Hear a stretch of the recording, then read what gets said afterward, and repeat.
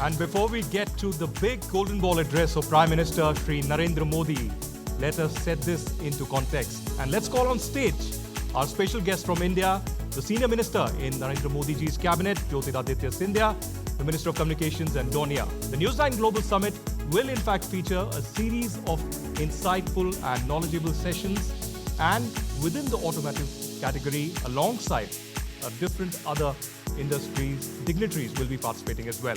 In fact, let's just set the context for what Mr. Scindia's project is all about. Let's take a look. In Stuttgart, where innovation meets legacy, a global confluence unfolds. The News9 Global Summit, where ideas shape tomorrow. At its heart, a transformative leader, a voice for sustainable growth, bridging innovation with impact, progress with purpose, charting a roadmap for India and Germany. Join him as he maps the agenda for sustainable progress. News9 Global Summit. Can we please welcome you on stage? Please put your hands together for Mr. Jyotiraditya Scindia.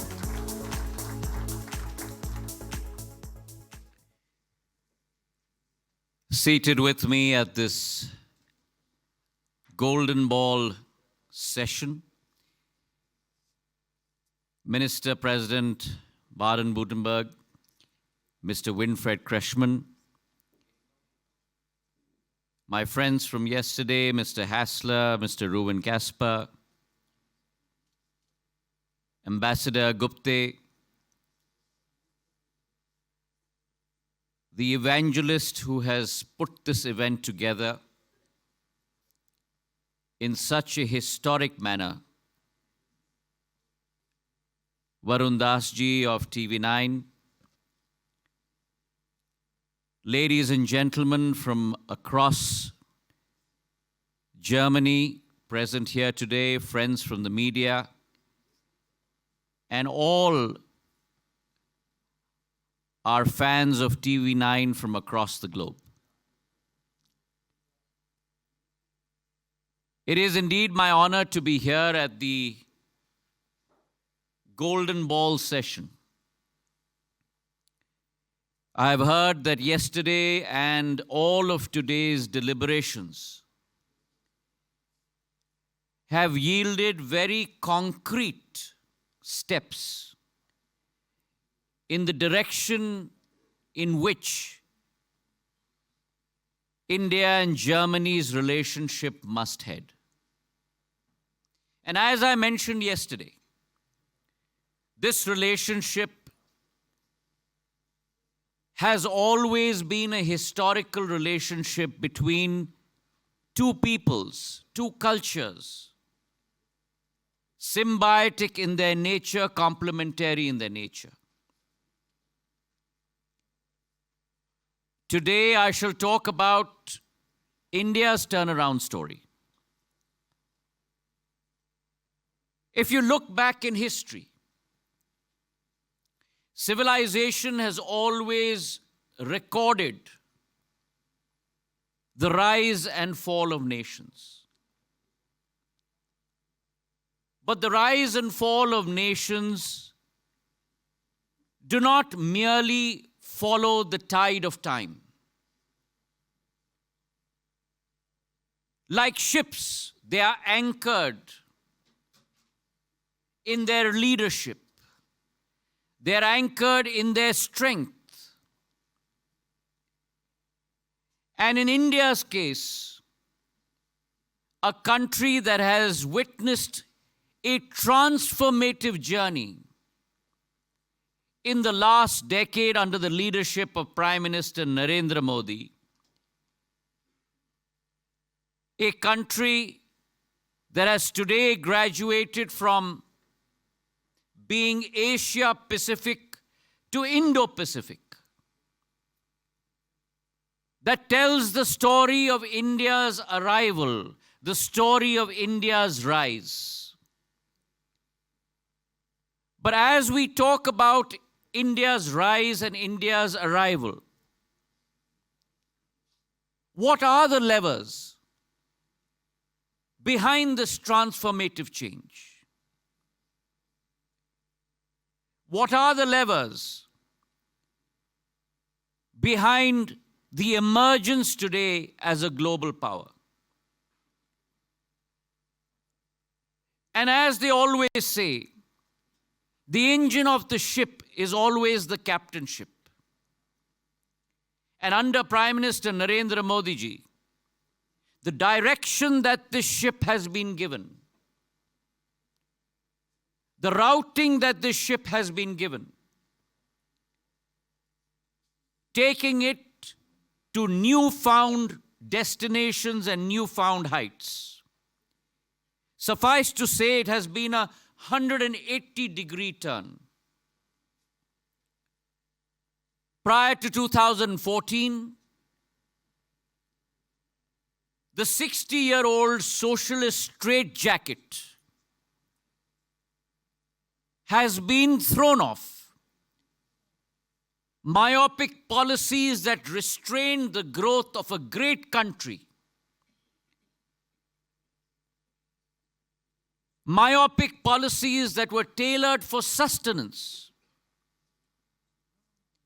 have been eradicated, and a new growth policy, a new growth lever has been instituted. Growth policies and growth levers based on the concept of Atmanirbhar Bharat, self-reliant India. Ein Indien, And that das policy, sich selbst gerecht wird.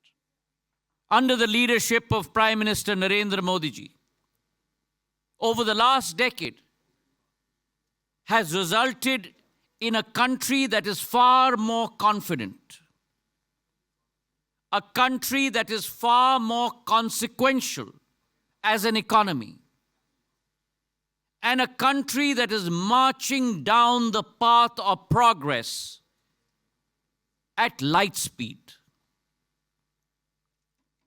And when we talk about the concept of speed, what is speed? But the amount of distance covered in a period of time. And when we talk about distance, today Indian products, Indian companies, the Indian brand, there is not a single country across this world where Indian products or Indian brands are not known, where Indian products and Indian brands have etched their quality and their capability. Indian supply chains today extend to every continent across the globe. And India today has become the go-to destination for every multinational, every rising company, and every startup. Because in today's globe, irrespective of the point of time in your journey as a company, every company has to be global. And suffice to say that any global strategy cannot be even contemplated about without the core of that global strategy being centered around Bharat Mata, being centered around India. And if you look at the change, citing one example,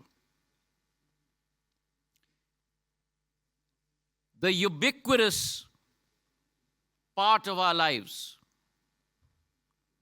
the mobile phone, which is a ministry that now I am in charge of.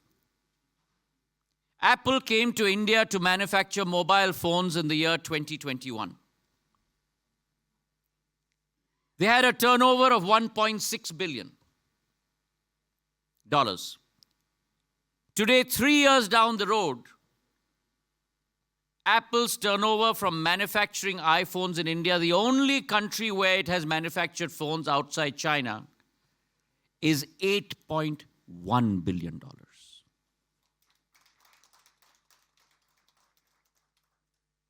over a five-fold increase in a period of 3.5 years. That is the transformative change that we are talking about. And similarly, when we talk about time, it would not be a hyperbole to say that India has condensed growth of over decades into one golden decade, quote unquote, being the golden ball session. One golden decade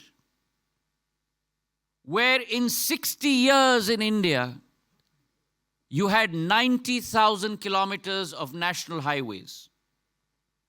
Today, you have 150,000 kilometers of national highways. 60,000 kilometers built only in one decade. In a country like India, where you had 74 airports built over a period of 60 years, today you have 160 airports. That's an additional 85 airports in a period of 10 years. In India today, where you had broadband users up till 2014, only 60 million broadband users. In that same country today, you have 924 million broadband users, where the consumption of data was limited to 1 GB per person on a monthly basis. Today, that consumption of data has gone to 20 Gbps per person. Those are the numbers that we are talking about in India today. And similarly, a country that was the 11th largest economy in 2014,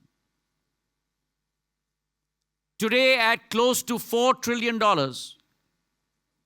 has become the 5th largest economy. And by 2027, we will become the 3rd largest economy in the world.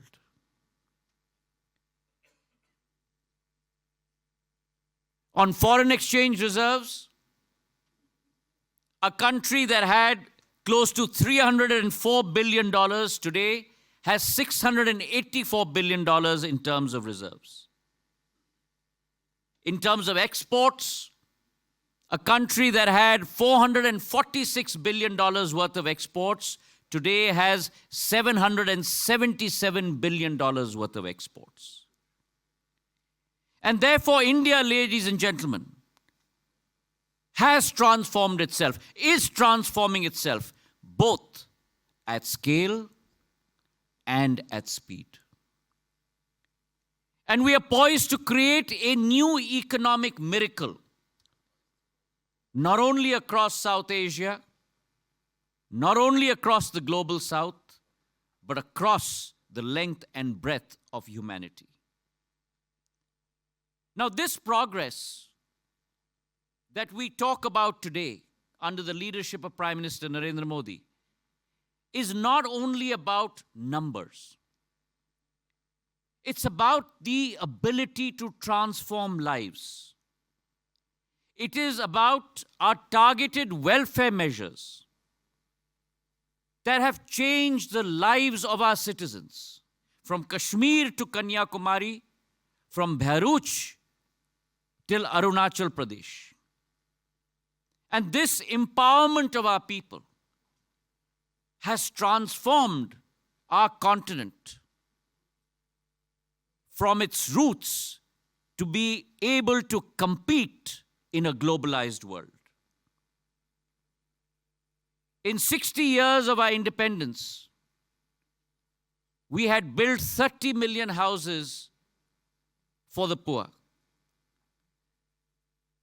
In the last 10 years, we have built an additional 30 million houses, and we have now said, in the next 5 years, we will build another 30 million houses, ensuring 100% saturation of a roof over every single citizen's head in India within the next 5 years.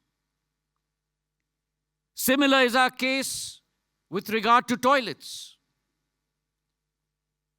In the last 10 years, we have built 120 million toilets across the length and breadth of our country. Not a single person in India, in any village across the length and breadth of our country, 650,000 villages, is without the dignity of being able to use their own facilities. Our largest healthcare program, the largest healthcare program today in the world, a universal coverage of close to about $6,000 on an annual basis for every single citizen below the poverty line, covering today 30 million citizens across the length and breadth of our country, and adding on every single person above the age of 70 years, taking that number from 30 million to 36 million. And similarly, every single woman across the length and breadth of our country will move from using wood to cook their food to gas cylinders and gas stoves. In the last 10 years, 100 million women through the Ujjwala Yojana have been empowered with free gas stoves and free gas cylinders. When COVID came along, and many across the world were left without jobs, left without food to eat,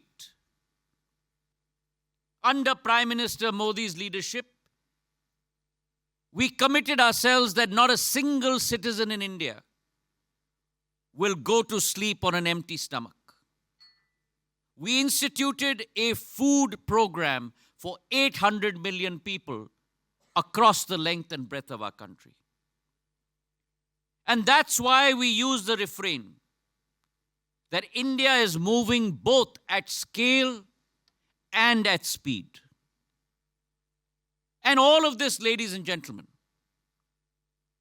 all of this at the click of a button. India's economy, India's welfare programs have all been moved onto the digital system. And if I were to give you a perspective of the magnitude of the task that we have undertaken, today with our DPI network, digital public infrastructure, our UPI network, United Payment Interface, which our Minister of Communications in Germany has used when he visited India last time to buy chilies. A system today that has 16 billion transactions in a single month. 16 billion transactions in a single month, comprising of $272 billion, which means $3.2 trillion a year. So yes, we have a national metalled highway, but along with that national metalled highway of 150,000 kilometers, we also have a digital highway. And that digital highway has been the leveler, providing opportunity to every single citizen across the length and breadth of India. And so digitalization is no longer a challenge for India. Digitization is now a leveler of growth. And it is a lever of growth. For the people, of the people, by the people. And as India progresses down that highway, in the last 10 years, 250 million people have been lifted above the poverty line. This is probably the largest turnaround that history has documented in any economy across the world. And as we move from the core to the periphery, and when we talk about the periphery in growth mode under Prime Minister Narendra Modi, we are talking about India's innovative capability, India's soft power capability. India historically has always been a land of invention. We invented the zero. We gave the world yoga. We gave the world Ayurveda. Surgery was invented in India. But now India moves from invention to being a cradle of innovation. And when India moves from being a cradle of invention to innovation, it reminds me of the movie Star Trek, where Captain Kirk's dialogue, "Where no man has gone before." India's Mars mission, ladies and gentlemen, a successful mission, was executed at 11% of the budget of NASA. India's mission to the moon, the first country in the world to land on the south pole of the moon with Vikram lander. And that's why we say in India, प्रधानमंत्री नरेंद्र मोदी जी ने भारत के झंडे को भारत की धरती पर नहीं, विश्व पटल पर नहीं, लेकिन चांद पे भी गाड़ के रख दिया है. Prime Minister Narendra Modi has raised India's flag within India's firmament. He has raised India's flag on the global firmament, but he has also planted India's flag on the moon. That, ladies and gentlemen, whether we talk about India's adventure into space or in my own portfolio, the Prime Minister made the decision that our state-owned telecom company, BSNL, will move down the technology curve. But we shall not be dependent on international telecom equipment manufacturers. We will manufacture our own 4G stack. And it has taken us only 19 months to manufacture our own 4G stack, our own 4G core, manufactured by CDOT, a government company. Our radio access networks, manufactured by an Indian private sector company, Tejas, and both of them being put together by our own Indian system integrator, Tata Consultancy Services. An end-to-end Indian solution. We are rolling it out as we speak. 50,000 towers have been rolled out, 100,000 towers by next June, on which the 5G network will also be laid. The Indian stack 5G network will be laid. The only fifth country in the world to successfully do so in a record period of time. When COVID came along, and India, a country through history that has always gone to international countries and begged and pleaded and tried to secure international vaccines, whether it is smallpox, BCG. In an environment of COVID, we manufactured not only one, but 2 vaccines.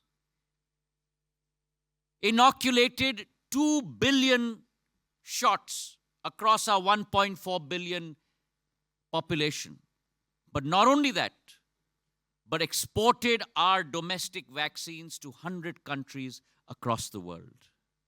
India believes in not only India first. India believes in humanity first. And that is India's ethos, ladies and gentlemen.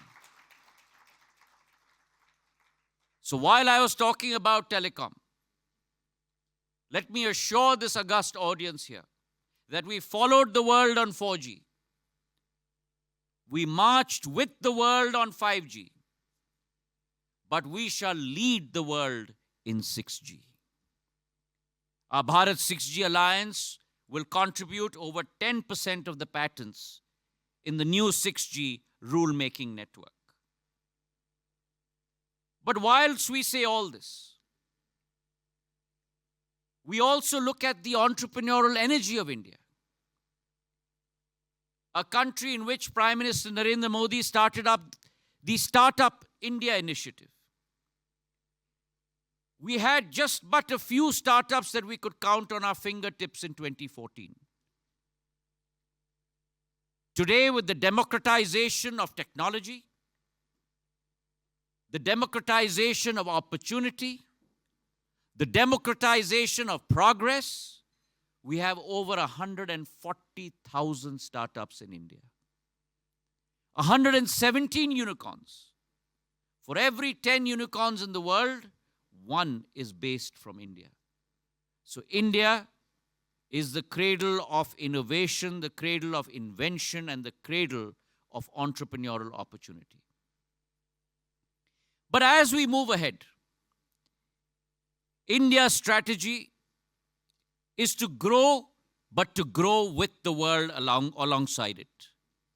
And the G20 was a beautiful exposition of the Indian brand of leadership, where we advocated an ethical and inclusive policy of growth so that the global south does not get left behind, where 1/3 of humanity lies, tied very much with the Prime Minister's ethos of Sabka Saath, Sabka Vikas, Sabka Vishwas, and Sabka Prayas. All-round communication and cooperation, all-round development, all-round effort, and all-round trust. And it is with that notion that today India participates in international narratives, whether it's the Quad, whether it's the Shanghai Cooperation Organization, whether it is international initiatives, such as the International Solar Alliance, the One Sun, One Earth, One Grid philosophy.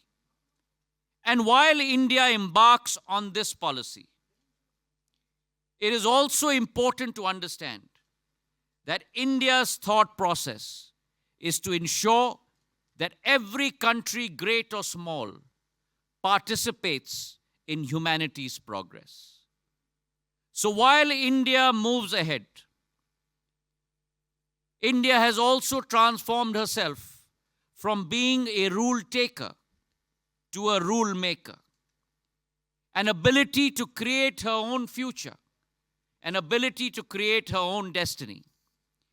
And while she does that, she will move from a policy of being Vishwa par Nirbhar, dependent on the world, to being Atmanirbhar, self-reliant. From being Atmanirbhar, self-reliant, to Vishwa Bharat par Nirbhar. The world depends and trusts India. The Prime Minister's thought of reform, perform, and transform. Everyone grows as India grows. And as they say, no one can whistle a symphony. It takes a whole orchestra to play it. So, ladies and gentlemen, as India moves and embarks on her journey from her Amrit Kal to her Shatabdi Kal, from her 75th year of independence to her 100th year of independence, she needs to poise herself for a new dawn and a new age where there is collective growth and shared triumph. And on this stage, I invite all of you to come be a part of that transformative journey. I thank TV9 and the government of Germany for organizing this wonderful conference, and I wish you all the very best. Jai Hind, Jai Bharat. Thank you very much, Honorable Minister Scindia, for joining us on the second day of the News9 Global Conclave.